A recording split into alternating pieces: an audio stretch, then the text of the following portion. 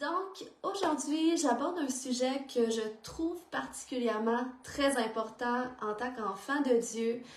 On connaît probablement tous ce passage dans Éphésiens 1:3 qui dit « Béni soit Dieu, le Père de notre Seigneur Jésus-Christ, qui nous a bénis de toutes sortes de bénédictions spirituelles dans les lieux célestes. » Donc, c'est une promesse. Ce verset, c'est une promesse. Ça dit que Dieu nous a bénis de toutes sortes de bénédictions spirituelles dans les lieux célestes. Puis la Bible nous dit aussi que nous sommes en ce moment assis dans les lieux célestes en Jésus-Christ. Donc, ça veut dire qu'on a accès à des bénédictions surnaturelles que Dieu a prévues pour nous.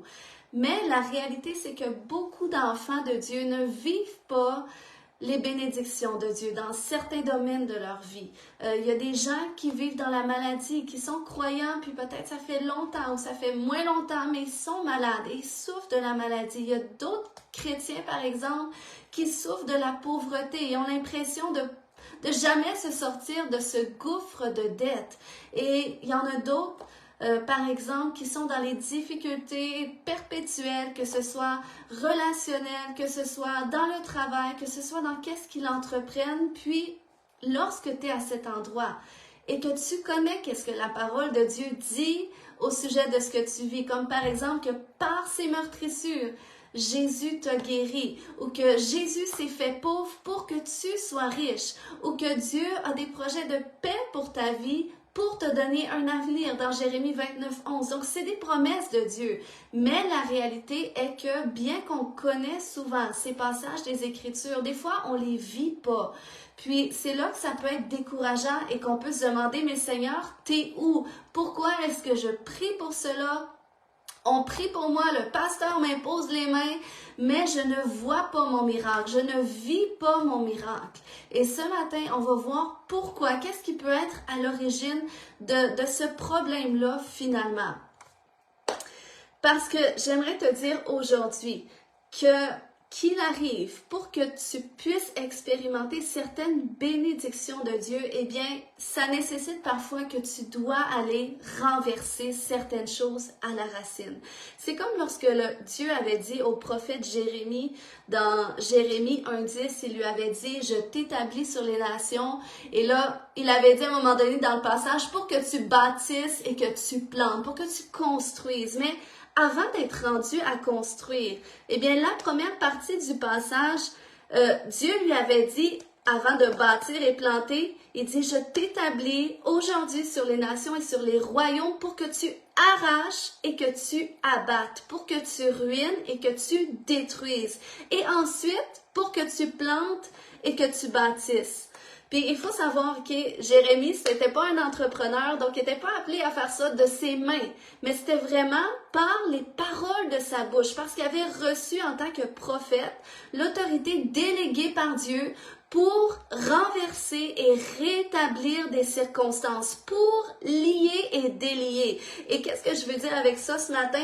C'est que nous, en tant qu'enfants de Dieu, en tant que chrétiens de la nouvelle alliance, nous avons aussi reçu cette autorité déléguée par Dieu pour renverser et rétablir les circonstances. De la même façon que Jésus a dit dans Matthieu 16:19, et ça c'est dans la version Bible du Sommaire qui dit « Je te donnerai les clés du royaume des cieux. Tout ce que tu interdiras sur la terre sera interdit aux yeux de Dieu. Et tout ce que tu autoriseras sur la terre sera autorisé aux yeux de Dieu. » Donc, c'est le même mandat et la même autorité que nous avons reçu de la part de Dieu. C'est pour ça que parfois, si on ne vit pas certaines bénédictions de Dieu dans notre vie, si on ne vit pas certaines promesses de Dieu, des fois c'est juste parce que le Seigneur, il nous envoie dans certaines saisons de préparation. Mais il y a d'autres fois, lorsque tu es dans le malheur, lorsque tu es dans le découragement, lorsque tu es dans des circonstances qui sont difficiles, eh bien, parfois, il faut simplement que tu apprennes à exercer ton autorité de façon appropriée. Parce que souvent, en tant que chrétien, On connaît la parole de Dieu, on connaît les bénédictions, on apprend qu'on doit se positionner dans la foi sur qu'est-ce que la Bible nous dit, qu'on doit déclarer les Écritures, puis c'est très bien de faire cela. Mais parfois, on oublie cette partie où est-ce qu'on doit, avant de bâtir, de déclarer, de planter, d'arroser, eh bien, on doit peut-être aller arracher des choses, on doit peut-être aller détruire, aller renverser des fondements qui sont là, qui ne devraient pas y être. Puis ces fondements-là que je veux adresser ce matin, c'est les malédictions. Souvent, en tant qu'enfant de Dieu, on ne réalise pas qu'on peut être sous l'emprise d'une malédiction qui fait en sorte qu'on ne vit pas notre bénédiction. Pourquoi? Parce qu'on s'appuie sur ce passage de Galates 3:13 qui dit « Christ nous a rachetés de la malédiction de la loi, étant devenu malédiction pour nous, car il est écrit « Maudit est quiconque est pendu au bois ». Donc, oui, ce passage-là nous partage que Christ nous a rachetés de la malédiction. Amen. Et donc, ça veut dire qu'il a anéanti le pouvoir de la malédiction sur la croix parce que lui-même, il est devenu malédiction pour briser ce pouvoir-là sur notre vie. Mais ça ne veut pas dire qu'il a brisé le pouvoir de la malédiction, qu'il a brisé sa présence. De la même façon qu'il a brisé le pouvoir du péché. Mais il n'a pas brisé la présence du péché. Même dans notre vie, on peut être chrétien et continuer de vivre dans le péché tant qu'on fait pas le choix, tant qu'on prend pas la décision de s'en détourner. Donc, c'est la même chose pour certaines malédictions. Il y a des malédictions qui ne seront pas brisées sur notre vie tant qu'on n'en prend pas conscience et qu'intentionnellement, on est se positionner pour les renverser, pour les détruire, pour briser toute association avec ces choses-là. Et c'est important qu'on le comprenne pour qu'on puisse exercer notre autorité. C'est un mandat qu'on a reçu. Donc, c'est pour ça, Jean 8:32 nous dit, vous connaîtrez la vérité et la vérité vous rendra libre. Donc, plus qu'on chemine dans ces vérités, des réalités spirituelles qui nous environnent, qui environnent notre famille, et plus qu'on prend conscience de l'autorité qu'on a reçue associée à cela, eh bien, c'est là qu'on va pouvoir rendre effective l'œuvre de la croix dans notre vie. Et ça, c'est la bonne nouvelle. Donc, ce matin, c'est quoi une malédiction? Parce que c'est important qu'on connaisse ces choses-là. La parole de Dieu nous dit aussi dans Osée 4:6 que le peuple de Dieu périt parce qu'il lui manque la connaissance. Donc, si on est des vierges sages, si on dit comme, si on se présente comme étant des vierges sages, ça veut dire qu'on est ces chrétiens qui cherchent à comprendre, qui cherchent à connaître les réalités spirituelles. Donc, c'est ce qu'on fait ce matin. Donc, c'est quoi une malédiction? Pour y aller au plus simple, ok, la malédiction, c'est le résultat d'une conséquence de tes iniquités ou des iniquités des générations avant toi qui se sont transférées sur ta vie et sur la vie de tes enfants.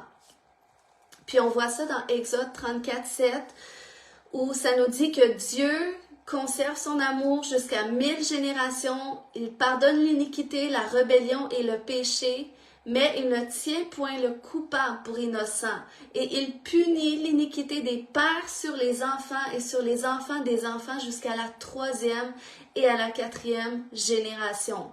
Donc, ça veut dire que lorsqu'on vient dans ce monde, eh bien, on est prédisposé à vivre la conséquence des péchés de nos parents et de nos grands-parents jusqu'à la 3e, 4e génération. Des fois, ça peut être plus loin.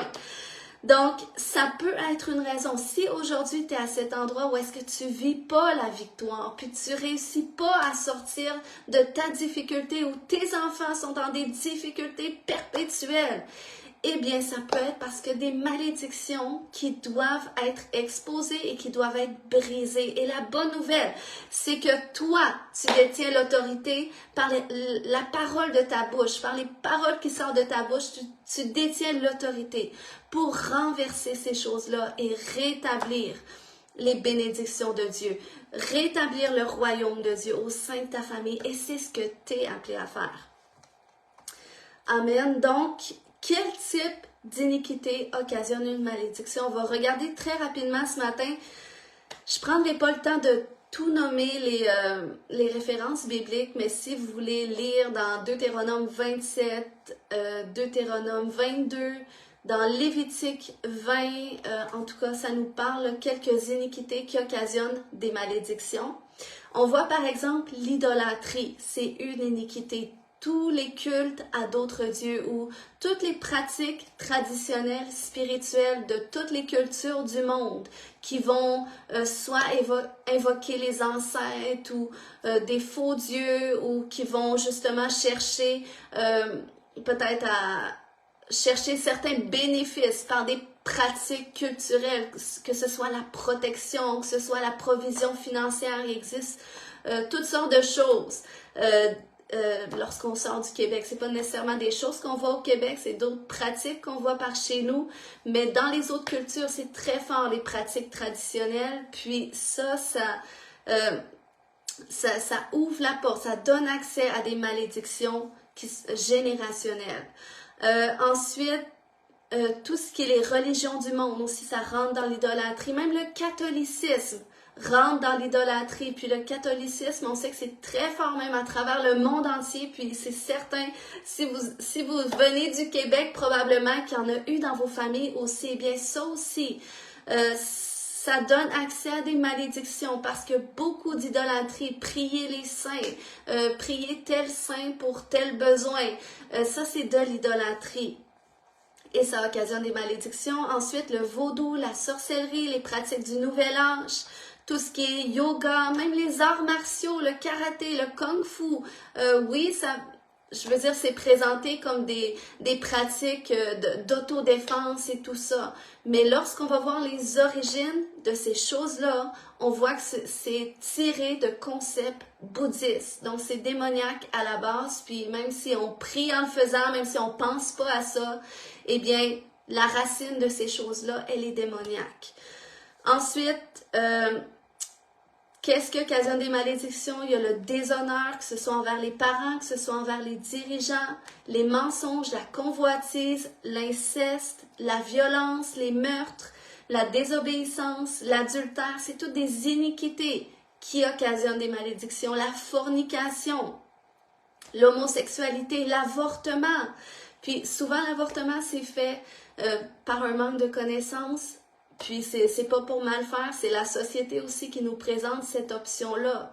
Puis merci Seigneur parce qu'il nous pardonne de cela aussi. Puis si ça t'est déjà arrivé de passer par l'avortement, Dieu ne te condamne pas aujourd'hui. Il veut te rendre complètement libre, mais en même temps, tu dois savoir que ça occasionne aussi des malédictions parce que veux pas, ça rentre en tout cas dans la mort.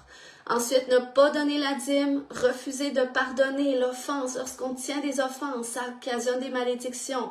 Le racisme, par les paroles qui sortent de notre bouche, on peut bénir et on peut maudire, comme la parole de Dieu nous dit dans Proverbe 18, 21, que la mort et la vie sont au pouvoir de la langue. Donc, des fois, peut-être que qu'est-ce que tu vis, les échecs que tu vis, la maladie, c'est peut-être associé aussi à des paroles qu'on a déclarées sur toi quand tu étais jeune. Donc, si on prend le temps de faire un portrait, puis je vous invite à le faire parce que demain, on va prier pour ces choses-là, puis en même temps, je vais vous donner des outils, comment est-ce que vous pouvez prier pour vos familles.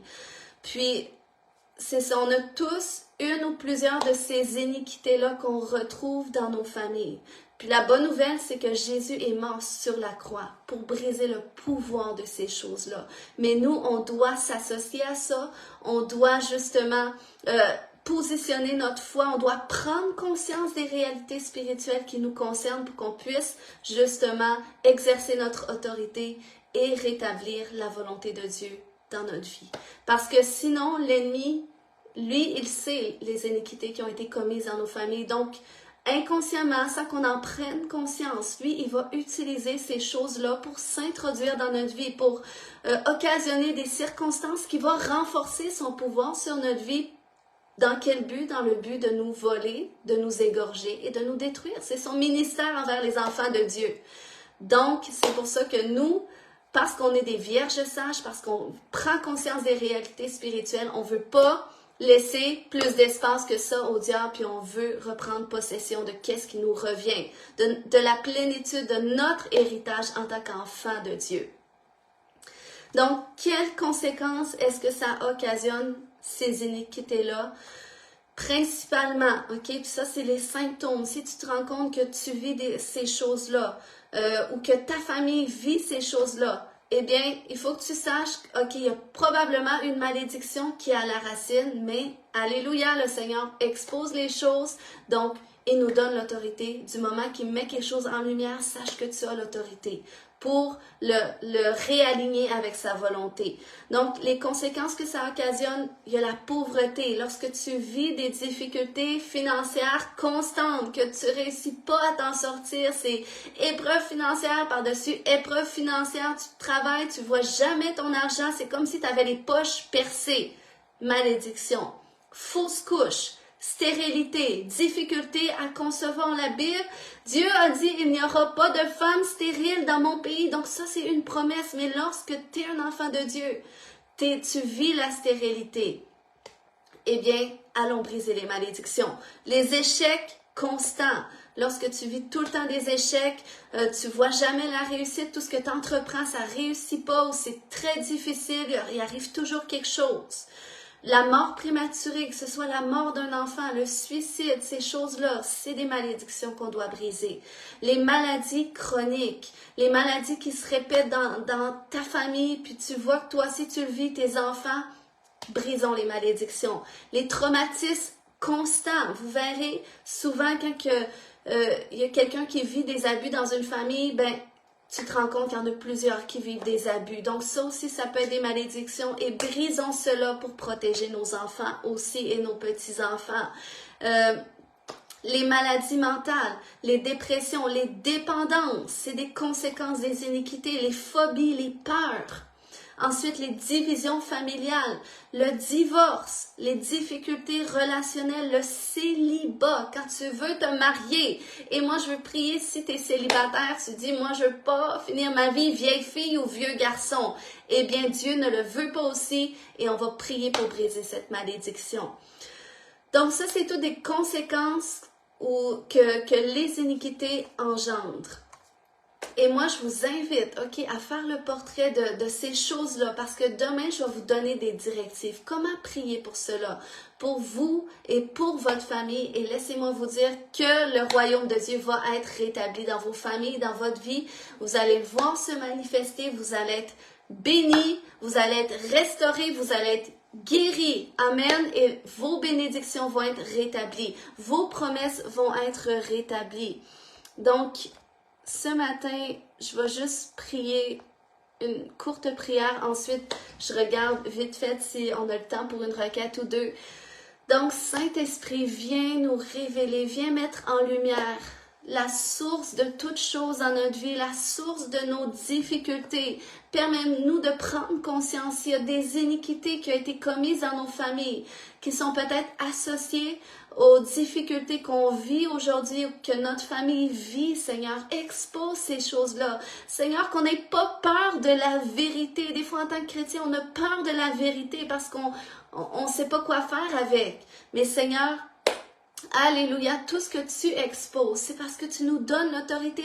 Ça veut dire qu'il y a une solution associée à tout ce que tu mets en lumière, Seigneur, et tu ne nous laisseras pas comme ça, Seigneur Dieu. Tu vas exposer, mais tu vas nous donner aussi les outils pour qu'on puisse vivre les bénédictions, les promesses que tu as pour nous qui viennent avec notre salut, que nous sommes appelés à vivre ici-bas. Et ça, c'est un fruit de ta grâce. Et je te remercie, Seigneur Dieu, que tu veux rétablir tes bénédictions dans la vie de tous mes frères et mes sœurs qui sont connectés aujourd'hui. Amen. Donc,